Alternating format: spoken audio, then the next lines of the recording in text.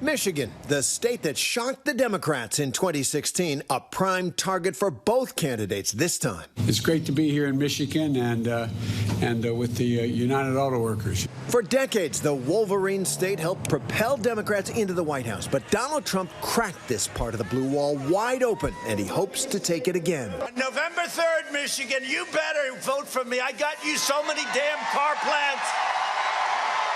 Before Trump, Ronald Reagan was the last Republican to win here way back in 1984.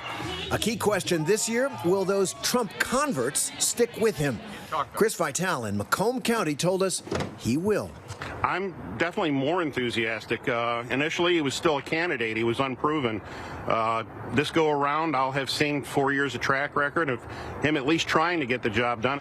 Trump is trailing Biden in Michigan. The Supreme Court nomination of Judge Amy Coney Barrett hasn't seemed to change the race much, but many voters, including Chris, don't like the hardball politics of it all. Ideally, it would be best to have the confirmation after the election, just so that there isn't any problems with the legitimacy of the way it's looked at by the rest of the country. But I would accept either. But the president going full steam ahead. This should be a straightforward and prompt confirmation. Should be very easy. I think what we're seeing is the ultimate level of hypocrisy coming from a president. Senate Republicans are doing everything they can, including the White House, to see if they can rush a Supreme Court justice down the throats of the American people. Reverend Charles Williams II in Detroit says the Supreme Court fight and broader issues of racial justice require a much more energized Biden campaign. You need to see Joe Biden on the front lines of a protest. You need to see Kamala Harris on the front lines of a protest. You need to see Joe Biden and Kamala Harris passing out masks, serving people food. This is an urgent time in America right now, and merely talking about it is not enough. Half an hour away in Roseville, sisters Leslie Hall and Carmen Dickerson also believe more action than talking is needed. The same people who are out marching and protesting and whatever they're doing, I hope and pray that they are using that same amount of energy to get their community, their friends, their family, everybody out to the poll, because it's important. That's where the change happens. The sisters run their own bakery, which took a hit during the pandemic. They're backing Biden to lead the recovery, and they question the president's business expertise. He says he's the business president. Do you feel that he's better for your business? I don't think so. I don't think he's really compassionate about the smaller businesses. I think that when it comes to the things that he's doing, it only affects the larger companies. I would agree with her 100%. Just, first of all, you can't call yourself a business president if you didn't successfully run your own. The other big issue, the pandemic. Some Trump supporters, like Rebecca Gregory, who's a nurse, cut him some slack. How is Trump done on the pandemic? I tell everyone, I don't care what side they're on, I blame no one for making mistakes during the pandemic. It's new. I think overall, he's done the best he can with it.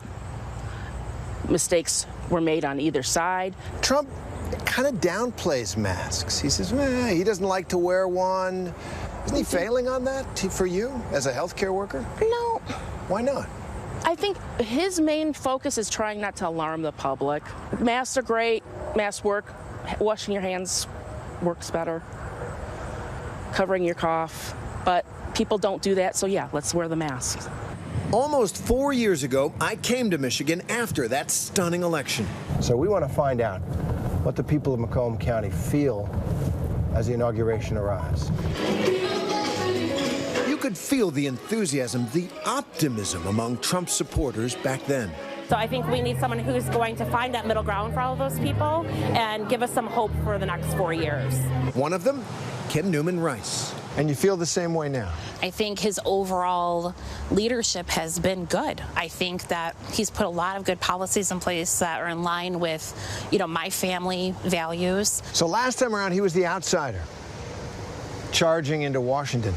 Now he's been in charge, and it's kind of a performance review. I just think we're in a weird climate. Pandemic, racial divide, and then an election. And it's just a trifecta of ugly that makes it even more difficult for him to have a good performance review. Even with all the struggles through the pandemic, he's created jobs, he's created opportunity, he's gotten people back to work. I I think that if you look at the bigger picture, and I just hope that people don't focus on 2020 alone. I think you have to look at the big picture before you make those types of decisions. But other 2016 Trump supporters are switching sides. It didn't take long for me to really have severe buyer's remorse. Mayor Michael Taylor of Sterling Heights is a Republican, but after backing Trump in 2016, Who are you supporting this time around? Joe Biden. Joe Biden will be the first Democratic presidential candidate that I voted for in my life. Mayor Taylor says Trump lost his vote on character more than anything, but he knows his constituents and why they went with Trump 4 years ago and may again. I don't think that Trump's voters are all racist. I don't think that Trump's voters are all sexist.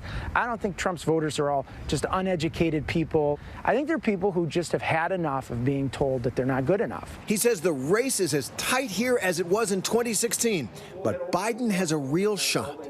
Joe Biden is a different candidate than Hillary Clinton was, and he doesn't need to peel off a whole lot of voters here.